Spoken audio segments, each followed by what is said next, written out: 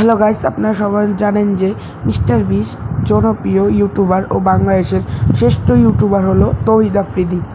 কিন্তু জানেন তাদের প্রথম ভিডিও কীরকম ছিল? তো আসুন শুনে নেই তাদের জীবন কাহিনীর গল্প। প্রথমেই শুরু করছি মিস্টার বিস্টকে দিয়ে।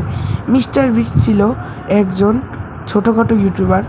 সে মাঝে মধ্যে গেমিং ভিডিও করতো, কিন্তু সে প্রতিদিন $3 করে ইনকাম করত।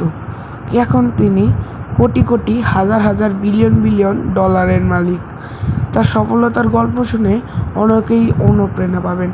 তাহিদ হৃদয় ছিল অনেক আগে থেকেই বড় ঘরের সন্তান।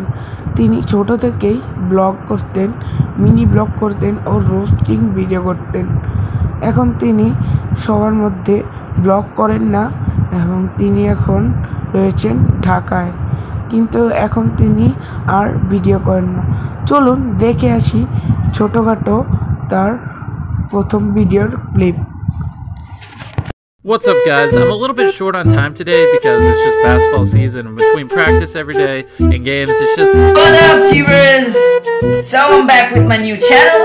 So guys, আজকাল রাস্তায় যখন যাই, oh my god, এত হট ছেলেরা, না, it doesn't mean I'm gay, but still এত হট ছেলেরা, shit.